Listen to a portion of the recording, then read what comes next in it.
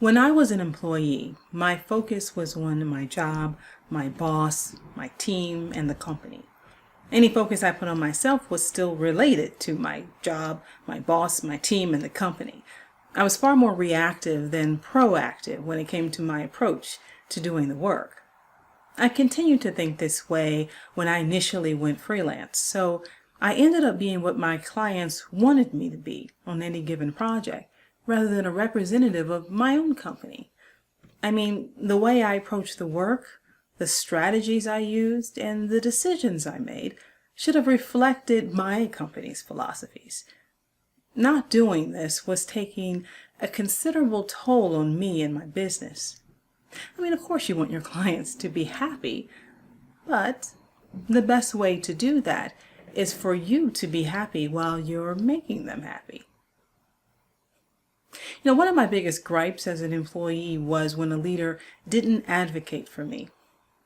Frankly, it bothered me when I failed to advocate for the people who worked for me when I was in a leadership role. So, what that means for me is that for my company, I need to be the type of leader I wanted to have and wanted to be. I need to advocate, protect, defend, celebrate, support, and motivate my most valuable resource, me. I shouldn't expect anything less because my boss is, also me. How well you advocate for your business shows up throughout the sales and project cycles. But I want to focus on that time before you take the project. When I started meeting with prospective clients as a vendor, it didn't feel the same as how I experienced these meetings when I was an employee selecting vendors. The meetings where I was the vendor felt more like traditional interviews where I was in this one-down position with no power and I'm just hoping to get hired. The prospective client was taking the risk and stepping into the unknown with me, and I needed to prove that I was worth that risk. But that's not what's happening. I should be selling. I should be relationship building, even comforting.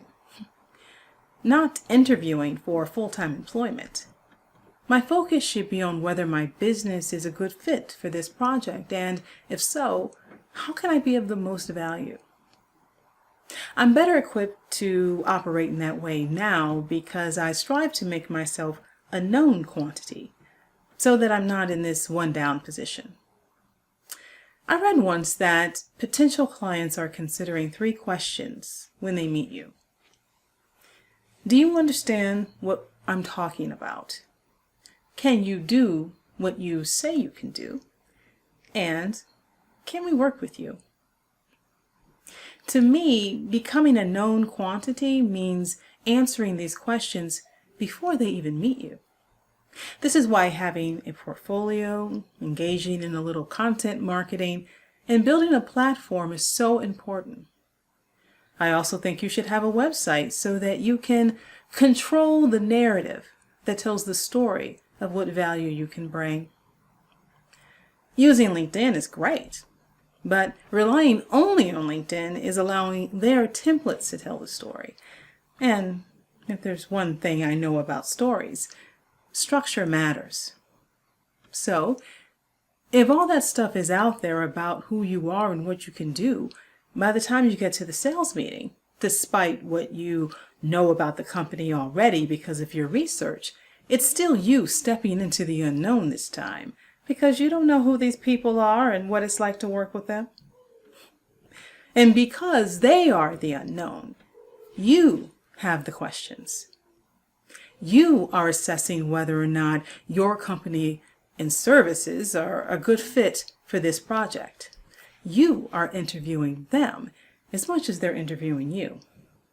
Yes, they ultimately decide, but by recognizing your own power, you're collaborating with them to make the best decision for both you and them. So put the health of your business first.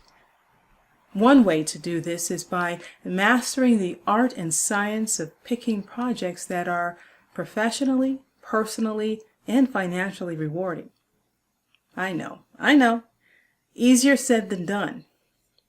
But a good place to start is by focusing on winning projects that are mutually beneficial to your client and your organization.